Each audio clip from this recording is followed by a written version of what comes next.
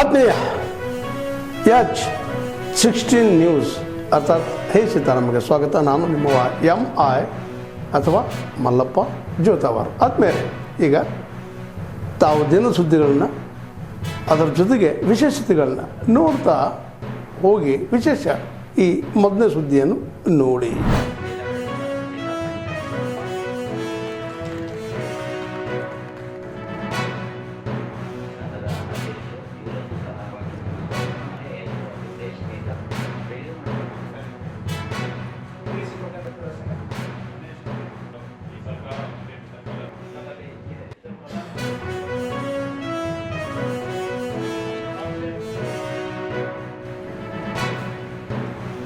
ಅವರು ಒಂದು ಕೊಂಡಿ ಥರ ಕೆಲಸ ಮಾಡ್ತಾರೆ.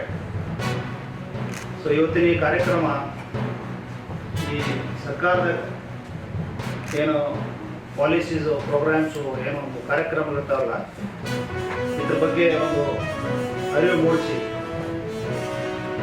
ಮೊದಲು ಪತ್ರಕರ್ತರು ಜರ್ನಲಿಸ್ಟು ಇದ್ರ ಬಗ್ಗೆ ಸರಿಯಾಗಿ ತಿಳ್ಕೊಂಡ್ರೆ ಇಲ್ಲದೆ ಇದನ್ನು ಜನರಿಗೆ ಮುಟ್ಟಿಸ್ಲಿಕ್ಕೆ ಭಾಳಷ್ಟು ಅನುಕೂಲ ಆಗ್ತದೆ.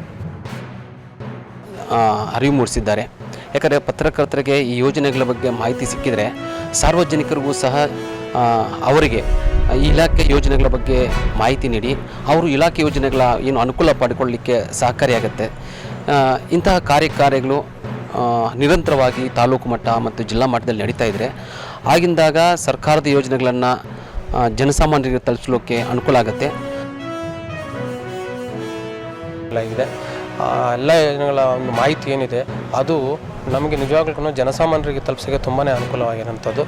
ಆ ಎಲ್ಲ ಮಾಹಿತಿಯನ್ನು ಸಂಗ್ರಹಿಸ್ಕೊಂಡು ಈ ಥರ ತರಬೇತಿಗಳು ಕೊಡೋದ್ರಿಂದ ನಮಗೂ ಅನುಕೂಲ ಆಗ್ತದೆ. ನಾವು ಕೂಡ ಮಾಹಿತಿಯನ್ನು ತೊಗೊಂಡಿರ್ತೀವಿ. ಈ ಮಾಹಿತಿಯನ್ನು ನಾವು ಜನಸಾಮಾನ್ಯರಿಗೆ ಸುಲಭ ರೀತಿಯಲ್ಲಿ ಅವರಿಗೆ ಮುಗಿಸೋದಕ್ಕೆ ತುಂಬಾ ಅನುಕೂಲವಾದಂಥ ಒಂದು ಕಾರ್ಯಾಗಾರ ಆಗಿದೆ ಇದು.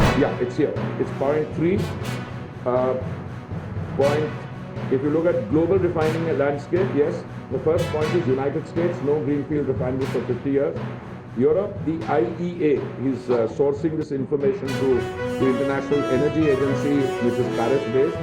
It says between 1 and 1.5 million barrels a day of European refining capacity at risk of closure by 2030, which is over 6 times the historic average annual closure rate of 220,000 barrels per day. So that 220,000 barrels per day closure of refining capacity is the current figure. And what the IAEA is saying that 6 times that amount.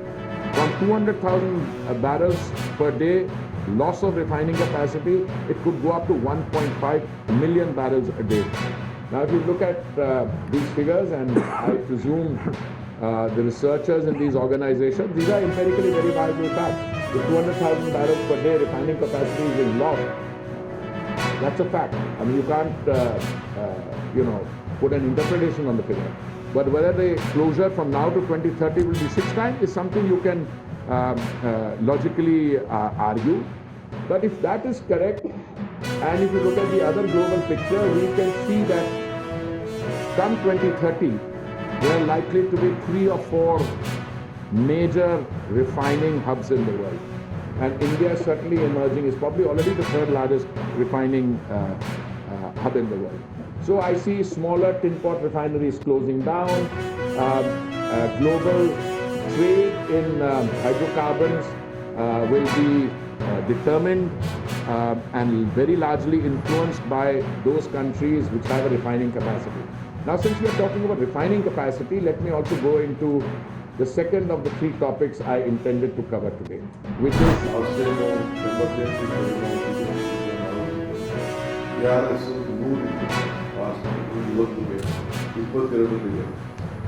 ತೊಗರಿಲಿ 79 ಇತ್ತು, 26 ಈ ರೀತಿ 20% inflow ಇವತ್ತಿನ ದಿನಕ್ಕೆ. So ಎಲ್ಲ ನನಗೆ ಭಾಳ ಸಮಸ್ಯೆ ಕಾಣ್ತಾ ಇದೆ. ರೈತರು ಭಾಳ ಪ್ರೆಷರ್ ಬಿಲ್ಡಪ್ ಮಾಡ್ಕೋಬೋದು. ನಿಮ್ಮ ಬೆಳೆಗಳಲ್ಲಿ ಹಾಕೋಬೇಕಾದ್ರೆ ಈ ನೀರನ್ನು ನಂಬಿಕೊಂಡು ನೀವು ಬೆಳೆ ಹಾಕೋಕೆ ಹೋಗ್ಬೋದು. ನೀರಿಲ್ಲದೆ ನೀರು ಬಿಡಲಿಕ್ಕೆ ಸಾಧ್ಯ ಆಗೋದಿಲ್ಲ. ಸೊ ಅದಕ್ಕೆ ನೀವು ಮುಂದಿನ ದಿನ ಮಳೆನ ಗಮನದ ಆಧಾರ ಇಟ್ಕೊಂಡೇ ನೀವು ಯೋಚನೆ ಮಾಡಬೇಕು. ಸೊ ಎಲ್ಲರಿಗೂ ನಾನು ಕೈ ಡ್ಯಾಮ್ಗಳು ಸೀದಾಗೆ ಫಿಲ್ ಆಗಬೇಕಾದ್ರೂ ಕೂಡ ನೀವು ಬೆಳೆಗಳ ಬಗ್ಗೆ ನೀವು ಆಲೋಚನೆ ಮಾಡಕ್ಕೆ ಹೋಗಬೇಡಿ. ಯಾಕೆಂದರೆ ಇಡೀ ದೇಶದಲ್ಲಿ ಈ ದೊಡ್ಡ ಸಮಸ್ಯೆ ಈಗಾಗಲೇ ಕಾಣ್ತಾ ಇದೆ. ನಾವು ಈ ವರ್ಷ ಮಳೆ ಬರೋದು ಖಂಡಿತ ನಿಮಗೆ ಏನು ಬೇಕೋ ನೀರನ್ನು ನಾವು ಒದಗಿಸ್ಕೊಡ್ತೇವೆ. ವಿದ್ಯುತ್ ಶಕ್ತಿ ವಿಚಾರದಲ್ಲಿ ಕೂಡ ಈಗಾಗಲೇ ನಾನು ಹೇಳಿದ್ದೇನೆ, ನಮ್ಮ ಡಿಪಾರ್ಟ್ಮೆಂಟ್ಗಳಿಗೆ ನೀವು ಬೋಲ್ನ ಮಕ್ಕಳನ್ನ ಏನೇನು ಜಲ್ದಿ ಸ್ಟೋರ್ ಮಾಡಬೇಕು, ನಾಳೆ ಬೆಳಿಗ್ಗೆ ಎಮರ್ಜೆನ್ಸಿ ಬೇಕಾದ ಸಮಸ್ಯೆ ಆಗ್ತದೆ. ಹಿಂದೆ ನಾನು ಪವರ್ ಮಿನಿಸ್ಟರ್ ಆಗಿದ್ದಾಗ ಒಂದು ಗ್ಯಾಸ್ ಮಾಡಿಸ್ತೇವೆ, ಅದು ಕೂಡ ರೆಡಿಯಾಗಿ ಸಂಬಂಧಪಟ್ಟದ್ದು ಅಲ್ಲೂ ಕೂಡ ಗ್ಯಾಸ್ ಪ್ಲಾಂಟ್ ವಿದ್ಯುತ್ ಶಕ್ತಿಗಳು ಜಾಸ್ತಿ ಆದ ಅದಕ್ಕೆ ಅನ್ಬೋದು ಗ್ಯಾಸ್ಗೆ. ಅದಕ್ಕೆ ನೀವು ಮುಂಜಾಗ್ರತವಾಗಿ ನೀವು ಎಲ್ಲರ ಸಿದ್ಧತೆಗಳನ್ನು ರೆಡಿ ಮಾಡ್ಕೊಂಡು ನಮಗೇನು ಇನ್ಫ್ಲೋ ಬರಬೇಕು ಆ ಇನ್ಫ್ಲೋ ಬರ್ತಾ ಇದೆ. ಸೊ ಅದರಿಂದ ನಾವು ಭಾಳ ಹುಷಾರಾಗಿರಬೇಕು, ಅದಕ್ಕೆ ಜಾಗೃತಿ ಮೂಡಿಸಿ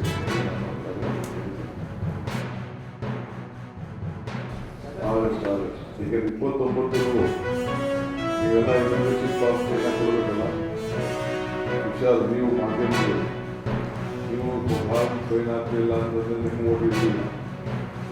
ಎಲ್ಲ ನನಗೆ ಓಟ್ ಇದೆ 40 ವರ್ಷದಿಂದ ಇದೆ 50 ವರ್ಷದಿಂದ ಇದೆ ಅಂತ ನೀವು ವ್ಯಾಪಾರಕ್ಕೆ ಹೋಗಿ ದಯವಿಟ್ಟು ನೀವೆಲ್ಲ ಇನೋವೇಷನ್ ಫಾರ್ಮ ಎಲ್ಲರೂ ಖಂಡಿತ ಸೈನ್ ಹಾಕ್ಬಿಟ್ಟಾಗ ಮಾತ್ರ ಓಟ್ ಇರ್ತದೆ.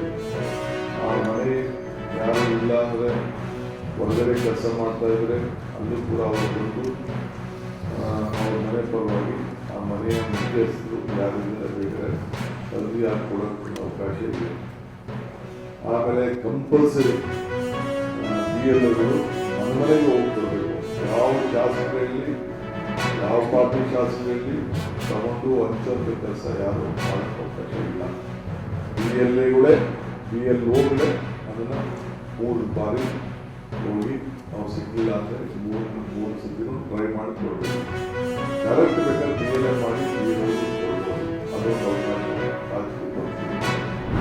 go for the SAR processes in Karnataka.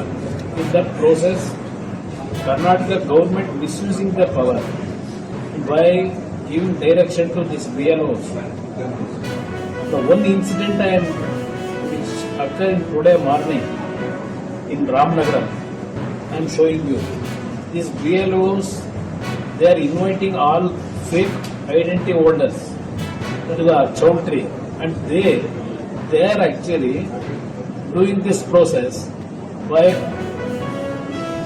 additionally they are putting in the voter list the fake voters. Already in Karnataka, more than 25 lakh Bangladeshis who are living here. This is actually from last 4-5 years continuously everybody criticizing about the government, the protection by this government for Bangladeshis. In Ramnagaram itself, more than 10,000 Bangladeshis are in Ramnagaram. They are living there, using their voting without any legality. They wanted to actually additionally they wanted to do it in this process. I request Honorable Chief Election Commissioner to look into it, take strict action against those people who are involved in this. ತಾವೆಲ್ಲ ಇಲ್ಲಿವರೆಗೆ ಸುದ್ದಿಗಳನ್ನು ನೋಡಿದಿರಿ, ಜೊತೆಗೆ ವಿಶೇಷ ಘಟನೆಗಳನ್ನು ಸಹ ನೋಡಿದಿರಿ. ಅದು ನಿಮ್ಗೆ ಏನು ಅನ್ನಿಸ್ತು? ನಿಮಗೆ ಲೈಕ್ ಮಾಡಿರಿ, ಶೇರ್ ಮಾಡಿರಿ, ಕಾಮೆಂಟ್ ಮಾಡಿರಿ, ಜೊತೆಗೆ ಸಬ್ಸ್ಕ್ರೈಬ್ ನಿಲ್ಲಿಸ್ಬೇಡ್ರಿ. H16 ನ್ಯೂಸ್ ಅರ್ಥಾತ್ ಈ ಸಿದ್ದರಾಮಯ್ಯ ಸತ್ಯದ ಕೈಗನ್ನಡಿ ವಂದನೆಗಳು.